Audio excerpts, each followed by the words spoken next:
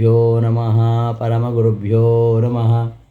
ಶ್ರೀಮದಾನಂದತೀರ್ಥಭಗವತ್ಪಾದಾಚಾರ್ಯಗುರುಭ್ಯೋ ನಮಃ. ವ್ಯಾಸಾಯ ಭವನಾಶಾಯ ಶ್ರೀಶಾಯ ಗುಣರಾಶಯೇ ಹೃದ್ಯಾಯ ಶುದ್ಧವಿದ್ಯಾಯ ಮಧ್ವಾಯ ಚ ನಮೋ ನಮಃ. ಅಭ್ರಮಂ ಭಂಗರಹಿತಂ ಅಜಡಂ ವಿಮಲಂ ಸದಾ ಆನಂದತೀರ್ಥಮತುಲಂ ಭಜೆ ತಾಪತ್ರಯಾಪಹಂ. ಶ್ರೀಮತೋ ರಾಘವೇಂದ್ರಸ್ಯ ನಮಾಮಿ ಪದಪಂಕಜೇ ಕಾಮಿತಾಶೇಷಕಲ್ಯಾಣಕರಣಾಕಲ್ಪಪಾದಪೌ ಅಜ್ಞಾನತಿಮಿರಚ್ಛೇದಂ ಬುದ್ಧಿಸಂಪತ್ಪ್ರದಾಯಕಂ ವಿಜ್ಞಾನವಿಮಲಂ ಶಾಂತಂ ವಿಜಯಾಖ್ಯಗುರುಂ ಭಜೆ. ತಪಸ್ವಾಧ್ಯಾಯಶುಶ್ರೂಷಾ ಕೃಷ್ಣಪೂಜಾರತಂ ಮುನಿಂ ವಿಶ್ವೇಶಮಿಷ್ಟದಂ ವಂದೇ ಪರಿವ್ರಾಟ್ಚಕ್ರವರ್ತಿನಂ. ಲಕ್ಷ್ಮೀನಾರಾಯಣಂ ನತ್ವಾ ಪೂರ್ಣಬೋಧಾನ್ ಗುರೂನಪಿ ಕುರ್ಮಃ ಶ್ರೀಕೃಷ್ಣಗೀತಾಯಾಃ ಭಾಷ್ಯಾದ್ಯುಕ್ತಾರ್ಥಸಂಗ್ರಹಂ. ಶ್ರೀ ಗುರುಭ್ಯೋ ನಮಃ. ಆತ್ಮೀಯರೇ, ಗೀತಾವೃತ್ತಿ ಪಾಠಕ್ಕೆ ಸುಸ್ವಾಗತ. ಭಗವದ್ಗೀತೆಯ 13ನೆಯ ಅಧ್ಯಾಯ ಕ್ಷೇತ್ರಜ್ಞ ಯೋಗ. ಈ ಒಂದು ಅಧ್ಯಾಯದಲ್ಲಿ ಶ್ರೀಕೃಷ್ಣ ಪ್ರಕೃತಿಯಲ್ಲಿ ತಾನು ಹೇಗೆ ವ್ಯಾಪಿಸಿದ್ದಾನೆ, ಈ ಸಮಗ್ರವಾದ ವಿಶ್ವ ಅವನ ಆವಾಸ ಸ್ಥಾನ, ಇದು ಪರಮಾತ್ಮನ ಶರೀರದಂತೆ ಇದೆ. ಭಗವಂತನ ಪ್ರವೇಶದಿಂದಾಗಿಯೇ ಈ ಜಗತ್ತಿನಲ್ಲಿ ಎಲ್ಲ ವ್ಯಾಪಾರಗಳು ನಡೀತಾವೆ. ಪರಬ್ರಹ್ಮನ ಶರೀರ ರೂಪದಂತೆ ಇರತಕ್ಕಂತಹ ಈ ವಿಶ್ವವೇ ಒಂದು ಕ್ಷೇತ್ರ. ಇದನ್ನು ಸರ್ವಾಂಶಗಳಿಂದ ತಿಳಿದಂತಹ ವಿಶ್ವಾತ್ಮನಾಗಿ ಅನಿಸಿರ್ತಕ್ಕಂಥವನು ಪರಮಾತ್ಮನೇ. ಅವನೇ ಕ್ಷೇತ್ರಜ್ಞ. ತಾನೇ ಕ್ಷೇತ್ರಜ್ಞ ಎಂಬುದಾಗಿ ಭಗವಂತ ಇಲ್ಲಿ ಹೇಳಿದ್ದಾನೆ. ಮಹತ್ತತ್ವದಿಂದ ಅಹಂಕಾರ, ಅಹಂಕಾರದಿಂದ ಸತ್ವರ್ಯ ಸಮಸ್ಸುಗಳೆಂಬ 3 ಗುಣಗಳು, ಆ ತ್ರಿಗುಣಗಳಿಂದ ಪಂಚತನ್ಮಾತ್ರಗಳು, ರೂಪ ರಸ ಗಂಧ ಸ್ಪರ್ಶ ಶಬ್ದ ಎಂಬ ಪಂಚತನ್ಮಾತ್ರಗಳು, ಆ ಪಂಚತನ್ಮಾತ್ರಗಳಿಂದ ಪೃಥ್ವಿ ಜಲ ತೇಜಸ್ಸು ವಾಯು ಆಕಾಶ ಎಂಬ ಪಂಚಮಹಾಭೂತಗಳು, ಇವುಗಳ ವಿಕಾರದಿಂದ ಈ ಭೌತಿಕ ಸೃಷ್ಟಿ, ಇಚ್ಛಾ ದ್ವೇಷ ಸುಖ ದುಃಖ ದೇಹ ಚೇತನ ಧೈರ್ಯ ಇವೆಲ್ಲ ಈ ಕ್ಷೇತ್ರದ ವಿಕಾರಗಳು. ಇವುಗಳನ್ನು ಅರಿಯತಕ್ಕಂತಹ ಸಮ್ಯಕ್ ಜ್ಞಾನವನ್ನು ಭಕ್ತ ಸಂಪಾದಿಸಬೇಕು. ಇದನ್ನು ಸಂಪಾದಿಸಬೇಕಾದರೆ ಕೆಲವು ಮೂಲಭೂತವಾಗಿರತಕ್ಕಂತಹ ಗುಣಗಳನ್ನು, ಅರ್ಹತೆಗಳನ್ನು ಭಕ್ತ ಹೊಂದಿರಬೇಕಾಗತ್ತೆ.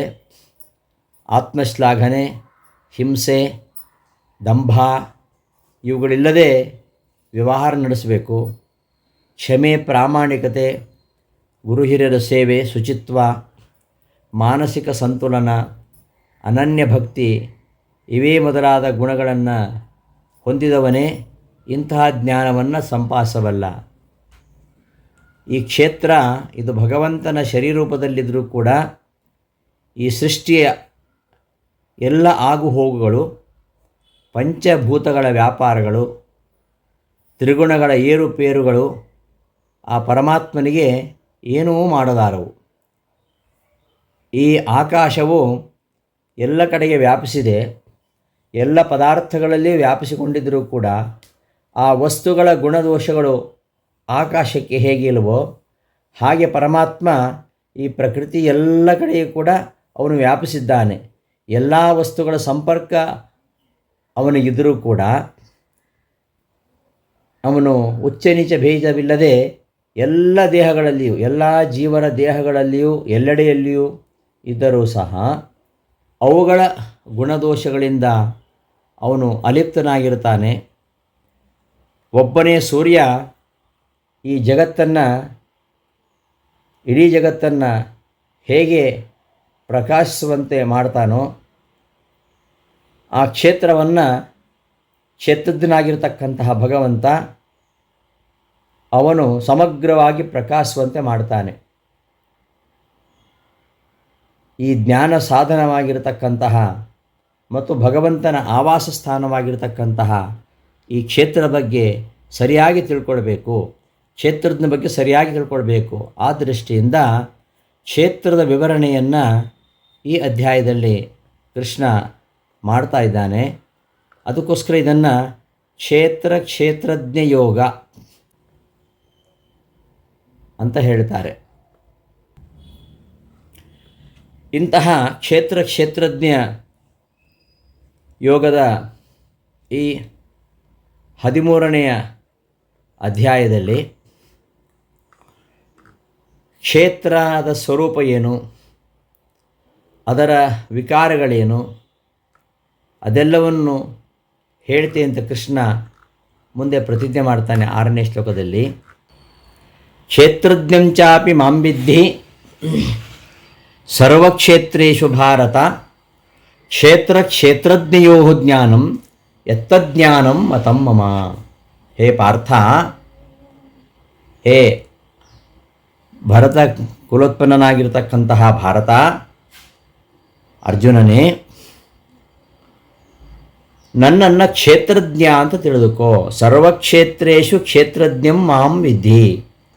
ಸರ್ವಕ್ಷೇತ್ರ ವಿಷಯದಲ್ಲಿಯೂ ಅವ್ಯಕ್ತಾದಿ ಸರ್ವಕ್ಷೇತ್ರ, ಅವ್ಯಕ್ತ ಅಂದರೆ ಪ್ರಕೃತಿ, ಮಹತ್ತತ್ವ, ಅಹಂಕಾರ ತತ್ವ, ಪಂಚತನ್ಮಾತ್ರಗಳು, ಪಂಚಭೂತಗಳು, ಪಂಚಜ್ಞಾನೇಂದ್ರಿಯಗಳು, ಪಂಚಕರ್ಮೇಂದ್ರಿಯಗಳು, ಹೀಗೆ ಈ ಎಲ್ಲ ಕ್ಷೇತ್ರಗಳಲ್ಲಿಯೂ ಕೂಡ ಅರಿವು ಇರತಕ್ಕಂತಹ ನನ್ನನ್ನೇ ನೀನು ಕ್ಷೇತ್ರಜ್ಞ ಅಂತ ತಿಳಿದುಕೋ. ಯಾಕಿಂತ ತಿಳ್ಕೊಳ್ಬೇಕು ಅಂದರೆ, ಕ್ಷೇತ್ರಜ್ಞಯೋ ಯತ್ ಜ್ಞಾನಂ ತತ್ ಜ್ಞಾನಂ ಮಮ ಮತಂ.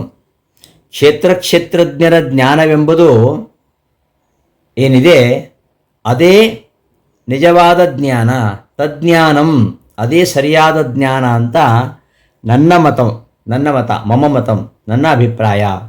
ಆದ್ದರಿಂದ ಕ್ಷೇತ್ರಜ್ಞರ ಜ್ಞಾನವನ್ನು ಪಡಿಬೇಕು. ಜೀವಸ್ಯಾಪಿ ಕಿಂಚಿತ್ ಕ್ಷೇತ್ರಜ್ಞಾನಾತ್ ಸ ಕಿಂ ಕ್ಷೇತ್ರಜ್ಞ ಇತ್ಯತಃ ಆಹ ಕ್ಷೇತ್ರಜ್ಞಮಿತಿ. ಈ ಕ್ಷೇತ್ರ, ಅವ್ಯಕ್ತಾದಿ ಕ್ಷೇತ್ರಗಳ ಜ್ಞಾನ ಜೀವರಿಗೂ ಇದೆ. ಪ್ರಕೃತಿಯ ಬಗ್ಗೆ ನಮಗೆ ಅರಿವಿದೆ, ಅಹಂಕಾರ ತತ್ವ, ಮಹತ್ತತ್ವ, ಅಹಂಕಾರ ತತ್ವಗಳ ಅರಿವಿದೆ, ಪಂಚಭೂತಗಳು, ಪಂಚತನ್ಮಾತ್ರಗಳು, ಪಂಚಜ್ಞಾನೇಂದ್ರಿಯಗಳು, ಪಂಚಕರ್ಮೇಂದ್ರಿಯಗಳು, ಇವುಗಳ ಜ್ಞಾನ ನಮಗಿಲ್ವಾ? ಆದ್ದರಿಂದ ಜೀವನೂ ಕೂಡ ಕ್ಷೇತ್ರದ ಬಗ್ಗೆ ಸ್ವಲ್ಪ ತಿಳ್ಕೊಂಡವನಾದ್ದರಿಂದ ಅವನು ಕ್ಷೇತ್ರಜ್ಞನೇ ಎಂಬ ಪ್ರಶ್ನೆ ಬರುತ್ತೆ. ಅದಕ್ಕೋಸ್ಕರವಾಗಿ ಕೃಷ್ಣ ಹೇಳ್ತಾ ಇದ್ದಾನೆ ಈ ಶ್ಲೋಕದಲ್ಲಿ, ಕ್ಷೇತ್ರಜ್ಞಂ ಚಾಪಿ ಮಾಂ ವಿದ್ಧಿ ಎಂಬುದಾಗಿ ಗೀತಾವಿವೃತ್ತಿಯಲ್ಲಿ ಇದಕ್ಕೆ ಅವತರಣಿಕೆಯನ್ನು ನೀಡುತ್ತಾರೆ. ಜೀವಸ್ಯಾಪಿ ಕಿಂಚಿ ಕ್ಷೇತ್ರಜ್ಞಾನಾತ್, ಜೀವನಿಗೂ ಸ್ವಲ್ಪ ಕ್ಷೇತ್ರದ ಜ್ಞಾನ ಇರೋದರಿಂದ ಸಖಿಂ ಕ್ಷೇತ್ರಜ್ಞ, ಅವನು ಕ್ಷೇತ್ರಜ್ಞನೇ ಎಂಬ ಪ್ರಶ್ನೆ ಬರೋದರಿಂದ ಅದಕ್ಕೆ ಉತ್ತರವಾಗಿ ಈ ಶ್ಲೋಕ ಹೊರಟಿದೆ ಅಂತ. ಕ್ಷೇತ್ರಜ್ಞಂ ಅಂದರೆ ಕ್ಷೇತ್ರವನ್ನು ತಿಳಿದವ, ಸರ್ವಕ್ಷೇತ್ರೇಷು ಕ್ಷೇತ್ರಜ್ಞಂ, ಅವ್ಯಕ್ತ ಮೊದಲಾದ ಏನು ಕ್ಷೇತ್ರಗಳ ವಿಷಯದಲ್ಲಿ ಕ್ಷೇತ್ರಜ್ಞನನ್ನಾಗಿ ನನ್ನನ್ನು ತಿಳಿದುಕೋ. ಸರ್ವಕ್ಷೇತ್ರೇಷು, ಅವ್ಯಕ್ತಾದಿ ಸರ್ವಕ್ಷೇತ್ರಗಳಲ್ಲಿಯೂ ಕ್ಷೇತ್ರಜ್ಞಂ, ಕ್ಷೇತ್ರವನ್ನು ತಿಳಿದಂಥವನು ನಾನೇ ಎಂಬುದಾಗಿ ತಿಳಿದುಕೋ. ನ ಜೀವಂ, ಹೊರತು ಜೀವನಲ್ಲ. ಕ್ಷೇತ್ರಜ್ಞಯೋ ಯಜ್ಞಾನಂ, ಕ್ಷೇತ್ರಜ್ಞರ ಯಾವ ಜ್ಞಾನ ಇದೆ ತಜ್ಞಾನಂ ಮಮ ಸಮ್ಯಕ್ ಜ್ಞಾನಂ, ಅದೇ ಜ್ಞಾನ, ಆ ಜ್ಞಾನವೇ ಕ್ಷೇತ್ರಜ್ಞರ ಯಾವ ಜ್ಞಾನ ಇದೆಯೋ ತಜ್ಞಾನಂ, ಆ ಜ್ಞಾನವೇ ಮಮ ಸಮ್ಯಕ್ ಜ್ಞಾನಂ ಮತಂ ಇತ್ಯರ್ಥ. ಅದೇ ಸರಿಯಾದ ಜ್ಞಾನ ಎಂಬುದು ನನ್ನ ಅಭಿಪ್ರಾಯ.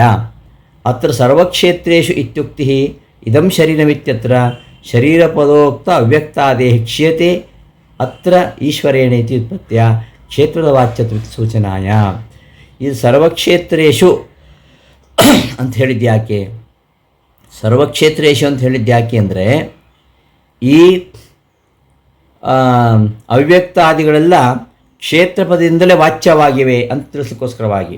ಕ್ಷೇತ್ರ ಅಂದ್ರೇನು? ಕ್ಷೀಯತೆ ಅತ್ರ ಇತಿ ಕ್ಷೇತ್ರಂ, ಕ್ಷೀಯತೆ ಅತ್ರ ಈಶ್ವರೇಣಿತಿ ಕ್ಷೇತ್ರಂ. ಈ ಇದಂ ಶರೀರಂ ಎಂಬ ಶ್ಲೋಕದಲ್ಲಿ ಶರೀರ ಪದದಿಂದ ಇದೇ ಕ್ಷೇತ್ರವನ್ನು ಹೇಳಿದ್ದು, ಅವ್ಯಕ್ತಾದಿ ಕ್ಷೇತ್ರ. ಇದಕ್ಕೆ ಕ್ಷೇತ್ರ ಅಂತ ಹೇಳೋದು ಯಾಕೆ ಅಂದರೆ ಕ್ಷೀಯತೆ ಅತ್ರ ಈಶ್ವರೇಣ ಇತಿ ಕ್ಷೇತ್ರಂ. ಇಲ್ಲಿ ಪರಮಾತ್ಮ ಕ್ಷೀಯತೆ, ಪರಮಾತ್ಮನಿಂದ ಇಲ್ಲಿ ಸ್ಥೀಯತೆ ಇರಲ್ಪಡ್ತದೆ. ಈ ಪ್ರಕೃತಿಯಲ್ಲಿ ಪರಮಾತ್ಮ ಎಲ್ಲ ಕಡೆ ಇದ್ದಾನೆ, ಇಡೀ ಜಗತ್ತನ್ನು ವ್ಯಾಪಿಸಿಕೊಂಡಿದ್ದಾನೆ, ಇಡೀ ಜಗತ್ತು ಅವನ ಆವಾಸ ಸ್ಥಾನ ಆಗಿದೆ. ಆದ್ದರಿಂದಲೇ ಈ ಪ್ರಕೃತಿಯಾದಿ ಈ ಇದಕ್ಕೆ ಕ್ಷೇತ್ರ ಅಂತ ಹೇಳೋದು. ಕ್ಷೀಯತೆ ಅತ್ರ ಇತಿ ವ್ಯುತ್ಪತ್ತಿಯ ಕ್ಷೀಯತೆ ಅರ್ಥಾತ್ ಸ್ಥೀಯತೆ ಅತ್ರ ಇಲ್ಲಿ ಯಾರಿಂದ? ಈಶ್ವರೇಣ ಎಂಬ ಅರ್ಥದಲ್ಲಿ ಈ ಥರ ವ್ಯುತ್ಪತ್ತಿಯಿಂದ ಕ್ಷೇತ್ರದ ವಾಚ್ಯವಾಗಿರುವಂಥದ್ದು ಏನು? ಈ ಅವ್ಯಕ್ತಾದಿಗಳು ಅದನ್ನು ತಿಳಿಸ್ಲಿಕ್ಕೋಸ್ಕರವಾಗಿ ಸರ್ವಕ್ಷೇತ್ರೇಷು ಅಂತ ಹೇಳಿದ್ದು. ಇಂತಹ ಕ್ಷೇತ್ರವನ್ನು ಯಾವನು ತಿಳ್ಕೊಂಡಿದ್ದಾನೋ ಏತದ್ ಯೋ ವ್ಯಕ್ತಿ, ಹಿಂದಿನ ಶ್ಲೋಕದಲ್ಲಿ ಯಾವನು ತಿಳ್ಕೊಂಡಿದ್ದಾನೋ ಅಂತಹ ಕ್ಷೇತ್ರಜ್ಞನು ಪರಮಾತ್ಮನೇ ಆಗಿದ್ದಾನೆ. ಕ್ಷೇತ್ರಜ್ಞನ್ ಚಪಿ ಮಾಂ ವಿದ್ಧಿ. ಜೀವನಿಗೆ ಕ್ಷೇತ್ರದ ಬಗ್ಗೆ ಸ್ವಲ್ಪ ಜ್ಞಾನ ಇದ್ದರೂ ಕೂಡ ಅವ ಕ್ಷೇತ್ರಜ್ಞ ಎಂಬ ಶಬ್ದದಿಂದ ಅವನನ್ನು ತೆಗೆದುಕೊಳ್ತಕ್ಕಂತಹ ಪ್ರಸಕ್ತಿ ಇರುವುದರಿಂದ ಅವನನ್ನು ವ್ಯಾವೃತ್ತಿ ಮಾಡಿ ಕ್ಷೇತ್ರಂಚಾಪಿ ಮಾಂ ವಿದ್ಧಿ, ನನ್ನನ್ನೇ ಕ್ಷೇತ್ರ ಅಂತ ತಿಳಿದುಕೋ, ಕ್ಷೇತ್ರಜ್ಞ ಅಂತ ತಿಳಿದುಕೋ ಎಂಬುದಾಗಿ ಅಭಿಪ್ರಾಯವನ್ನು ತಿಳಿಸ್ಲಿಕ್ಕೋಸ್ಕರವಾಗಿ ಕ್ಷೇತ್ರಜ್ಞಂಚಾಪಿ ಮಾಂ ವಿದ್ಧಿ ಅಂತ ಕೃಷ್ಣ ಇಲ್ಲಿ ಹೇಳಿದ್ದಾನೆ. ಕ್ಷೇತ್ರಜ್ಞಂಚಾಪಿ ಮಾಂ ವಿದ್ಧಿ ಅಂತ ಅಷ್ಟೇ ಹೇಳ್ಬೋದಿತ್ತು.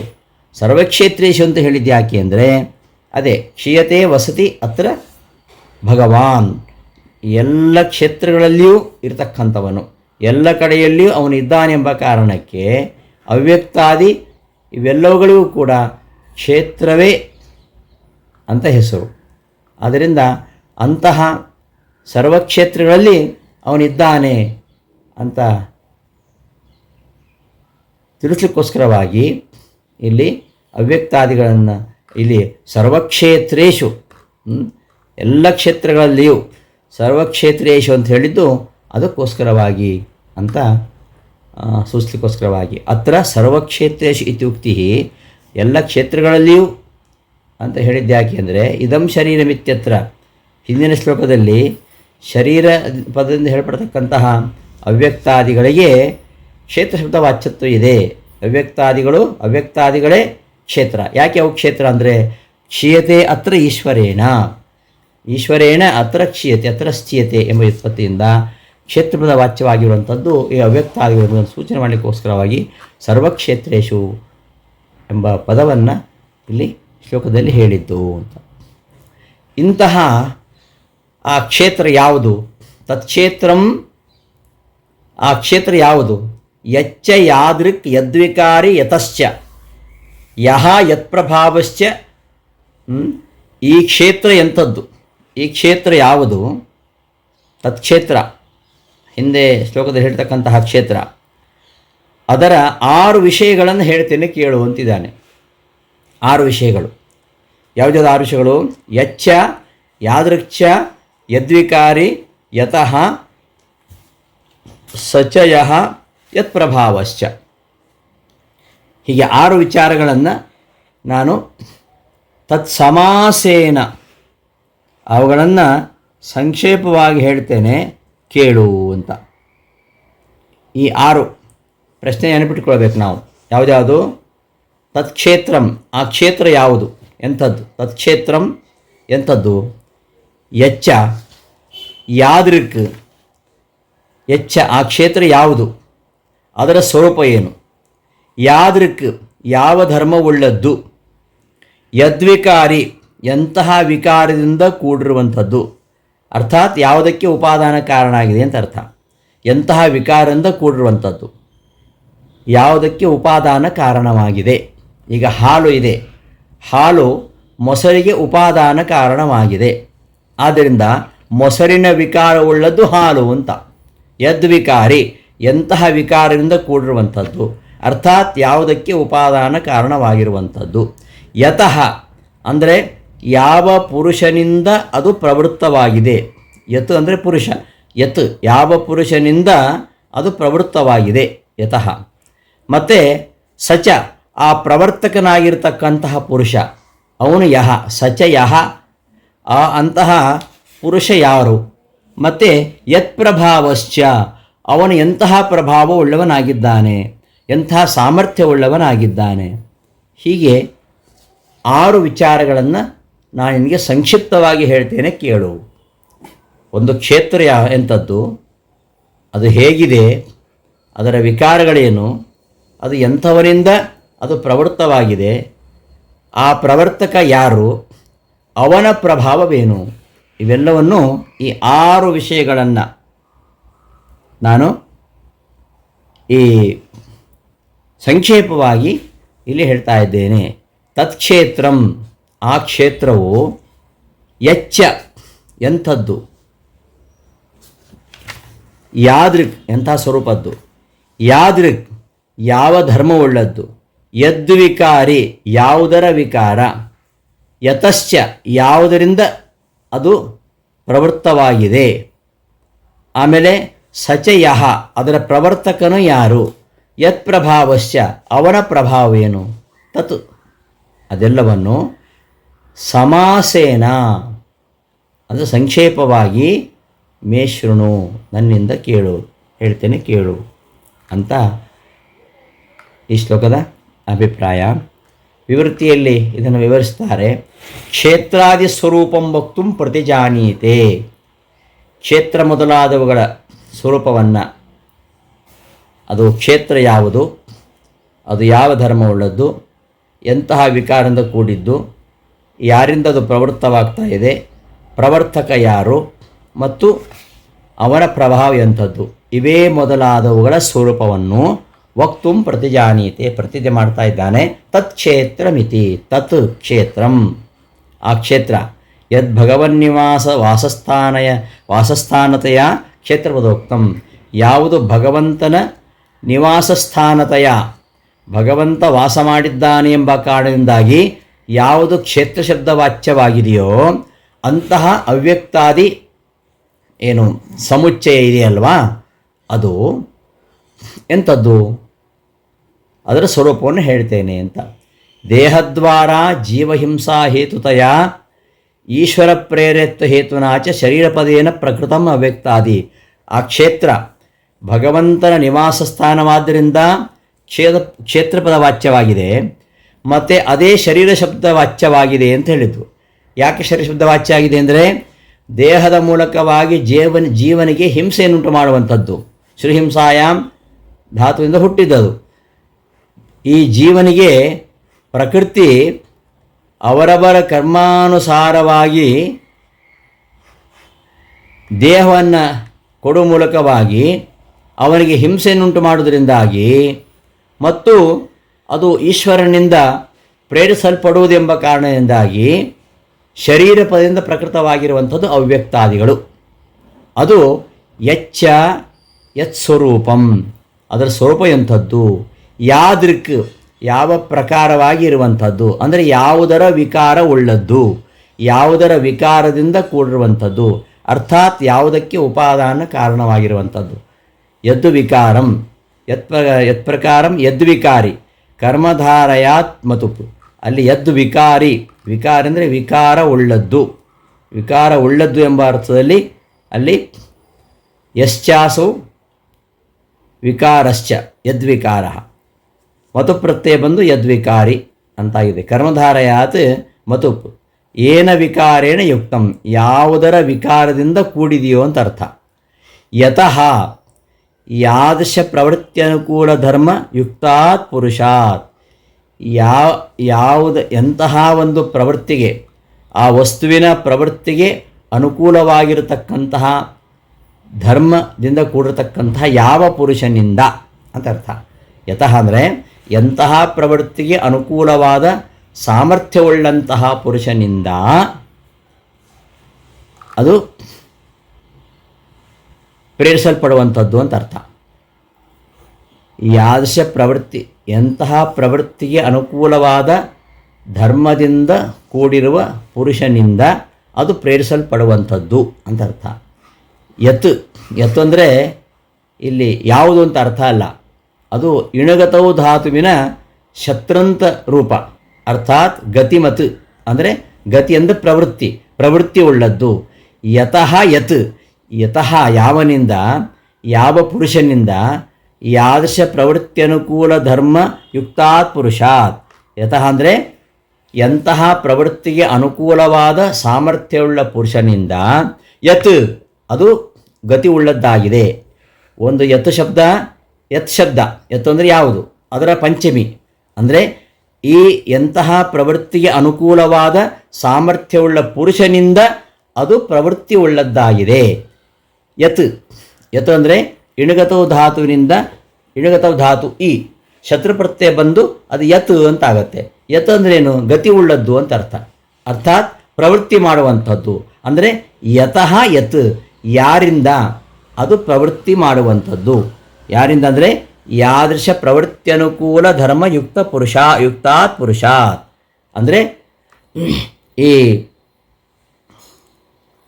ಎಂತಹ ಪ್ರವೃತ್ತಿಗೆ ಅನುಕೂಲವಾದ ಸಾಮರ್ಥ್ಯವುಳ್ಳಂತಹ ಪುರುಷನಿಂದ ಯತ್ ಅದು ಪ್ರವೃತ್ತಿ ಉಳ್ಳದ್ದಾಗಿದೆ.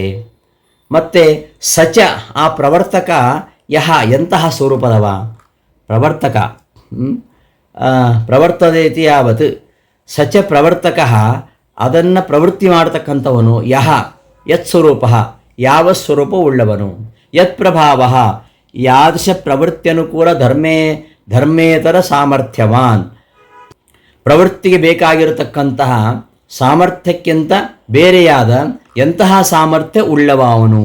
ತತ್ಸರ್ವಂ ಈ 6 ವಿಚಾರಗಳನ್ನು ಸಮಾಸೇನ ಸಂಕ್ಷೇಪದಿಂದ ನನ್ನ ದಶೆಯಿಂದ ಮೇ ಸಕಾಶಾತ್ ನನ್ನ ದಶೆಯಿಂದ ಶೃಣು ಕೇಳು, ಶ್ರುತ್ವಾ ನಿಷ್ಠಾಂ ಕುರು ಕೇಳಿಬಿಟ್ಟು ಅದನ್ನು ಗಟ್ಟಿ ಮಾಡಿಕೋ ಅಂತ ಈ ಶ್ಲೋಕದ ಅಭಿಪ್ರಾಯ.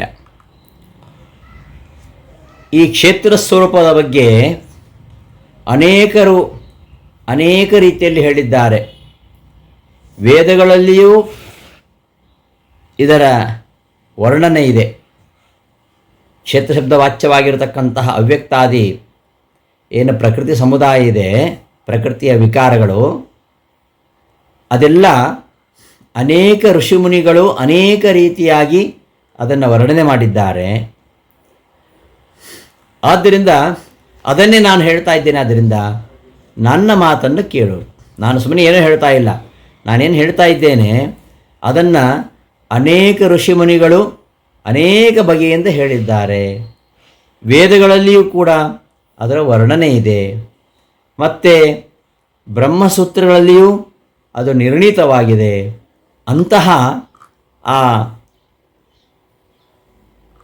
ಕ್ಷೇತ್ರದ ಬಗ್ಗೆ ನಾನು ಹೇಳ್ತಾ ಇದ್ದೀನಿ, ಕೇಳು ಅಂತ ಕೇಳುವವರಿಗೆ ವಿಶ್ವಾಸ ಹುಟ್ಟಿಸೋಕ್ಕೋಸ್ಕರವಾಗಿ ಕೃಷ್ಣ ಮುಂದಿನ ಶ್ಲೋಕದಲ್ಲಿ ಅವನು ಹೇಳ್ತಾನೆ, ಋಷಿಭಿಃ ಬಹುಧಾ ಗೀತಂ ಛಂದೋಭಿಃ ವಿವಿಧೈ ಪೃಥಕ್ ಬ್ರಹ್ಮಸೂತ್ರ ಪದೈಶ್ಚೈವ ಹೇತುಮದ್ಭಿಃ ವಿನಿಶ್ಚಿತಂ. ಈ ಕ್ಷೇತ್ರ ಸ್ವರೂಪ ನಾನು ಹೇಳುವಂಥದ್ದು ನಾನು ಮಾತ್ರ ಹೇಳ್ತಾ ಇರೋದಲ್ಲ. ಈ ಕ್ಷೇತ್ರ ಸ್ವರೂಪವನ್ನು ಅನೇಕ ಋಷಿಗಳು, ಋಷಿಭಿಃ ಬಹುಧಾ ಗೀತಂ, ಅನೇಕ ಋಷಿಗಳು ಅನೇಕ ಪ್ರಕಾರವಾಗಿ ಹೇಳಿದ್ದಾರೆ, ಅನೇಕ ಬಗೆಯಿಂದ ಹೇಳಿದ್ದಾರೆ, ಹೇಳಲ್ಪಟ್ಟಿದೆ ಅವರಿಂದ, ಗೀತಂ ಹೇಳಲ್ಪಟ್ಟಿದೆ.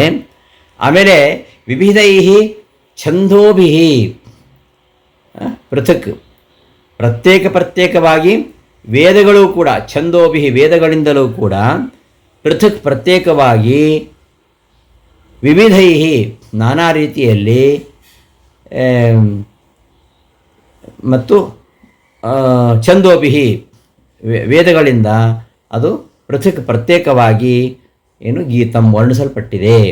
ಅಷ್ಟು ಮಾತ್ರ ಅಲ್ಲ, ಬ್ರಹ್ಮಸೂತ್ರ ಪದೈಶ್ಚೈವ, ಬ್ರಹ್ಮಸೂತ್ರಗಳು ಅವುಗಳು ಸಾಮಾನ್ಯ ಅಲ್ಲ. ಹೇತುಮದ್ಭಿಃ ವಿನಿಶ್ಚಿತಂ ಅಂದರೆ ಹೇತುಮದ್ಭಿಃ ಬ್ರಹ್ಮಸೂತ್ರ ಪದೈಃ, ಯುಕ್ತಿಗಳಿಂದ ಕೂಡಿರತಕ್ಕಂತಹ ಬ್ರಹ್ಮಸೂತ್ರದ ಪದಗಳಿಂದಲೂ ವಿನಿಶ್ಚಿತಂ ಅದು ನಿಶ್ಚಯಿಸಲ್ಪಟ್ಟಿದೆ. ಅಂಥದ್ದನ್ನೇ ನಾನು ನಿನಗೆ ಹೇಳ್ತಾ ಇದ್ದೀನಿ ಕೇಳು ಅಂತ ಈ ಶ್ಲೋಕದ ಅರ್ಥ. ವಿವೃತ್ತಿಯಲ್ಲಿ ಶ್ರೋತೃ ವಿಶ್ವಾಸ ಜನನಾಯ ಉಚ್ಚಮಾನಂ ಪ್ರಾಮಾಣಿಕಮಿತ್ಯಾಹ, ಶ್ರೋತೃಗಳಿಗೆ ವಿಶ್ವಾಸವನ್ನು ಹುಟ್ಟೋದಕ್ಕೋಸ್ಕರವಾಗಿ ಉಚ್ಚಮಾನಂ ತಾನು ಹೇಳ್ತಾ ಇರತಕ್ಕಂತಹ ವಿಷಯವು ಅದು ಪ್ರಾಮಾಣಿಕವಾಗಿದೆ ಅಂತ ಹೇಳ್ತಾ ಇದ್ದಾನೆ ಋಷಿಭಿಃ ಇತ್ಯಾದಿ ಶ್ಲೋಕದಿಂದ.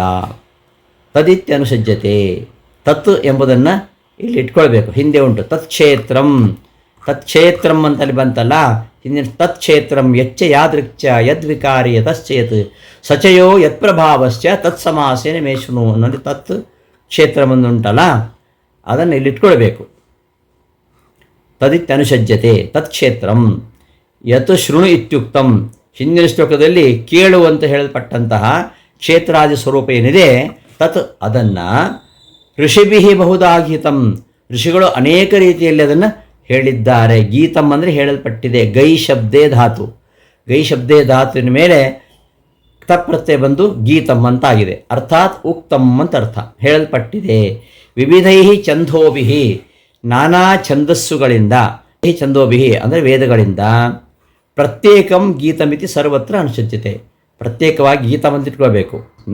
ಏನು ಋಷಿಭಿಃ ಗೀತಂ, ಛಂದೋಭಿಃ ಗೀತಂ, ಬ್ರಹ್ಮಸೂತ್ರ ಪದೈಃ ಗೀತಂ ಅಂತ ಗೀತಂ ಎಂಬುದನ್ನು ಪ್ರತ್ಯೇಕವಾಗಿ ಸರ್ವತ್ರ ಅನುಸಜ್ಜತೆ, ಎಲ್ಲ ಕಡೆಯೂ ಕೂಡ ಅದನ್ನು ಅನುಷಂಗ ಮಾಡಿಕೊಳ್ಬೇಕು. ಇನ್ನು ಬ್ರಹ್ಮಸೂತ್ರ ಪದೇಶ, ಎಂಥ ಬ್ರಹ್ಮಸೂತ್ರಗಳು? ಹೇತುಮದ್ಭಿಃ, ನ್ಯಾಯಗಳಿಂದ ಕೂಡಿರತಕ್ಕಂಥವುಗಳು, ನ್ಯಾಯಗಳಿಂದ ಕೂಡಿರತಕ್ಕಂತಹ ಬ್ರಹ್ಮಸೂತ್ರದ ಪದಗಳಿಂದ ಏನು ವಿನಿಶ್ಚಿತಂ ಅದು ನಿಶ್ಚಯಿಸಲ್ಪಟ್ಟಿದೆ. ಅದನ್ನೇ ನಾನು ನಿನಗೆ ಹೇಳ್ತಾ ಇದ್ದೇನೆ ಕೇಳು ಅಂತ ಅನ್ವಯ. ಏನವುಗಳು? ಅವುಗಳನ್ನ ಮುಂದಿನ ಶ್ಲೋಕದಲ್ಲಿ ಹೇಳಲಿಕ್ಕೆ ಹೊರಟಿದ್ದಾನೆ. ಮಹಾಭೂತಾನ್ಯಹಂಕಾರ ಬುದ್ಧಿರವ್ಯಕ್ತಮೇವ ಚ ಇಂದ್ರಿಯಾಣಿ ದಶೈಕಂಚ ಪಂಚಚೇಂದ್ರಿಯ ಗೋಚರಾ ಇಚ್ಛಾದ್ವೇಷ ಸುಖಂ ಚೈವ ಸಂಘಾತಶ್ಚೇತನಾಧೃತಿ ಏತತ್ ಕ್ಷೇತ್ರಂ ಸಮಾಸೇನ ಸವಿಕಾರಮುದಾಹೃತಂ. ಪಂಚಮಹಾಭೂತಗಳು, ಅಹಂಕಾರ ತತ್ವ, ಮಹತ್ತತ್ವ, ಹೀಗೆ ಅವ್ಯಕ್ತ ತತ್ವಗಳು, ಮತ್ತು ಪಂಚ ಜ್ಞಾನೇಂದ್ರಿಯಗಳು, ಪಂಚ ಕರ್ಮೇಂದ್ರಿಯಗಳು, ಪಂಚ ಜ್ಞಾನೇಂದ್ರಿಯ ಗೋಚರಗಳಾಗಿರ್ತಕ್ಕಂಥ ಶಬ್ದಾದಿ ಪಂಚ ವಿಷಯಗಳು, ಇವೆಲ್ಲ ಕ್ಷೇತ್ರ.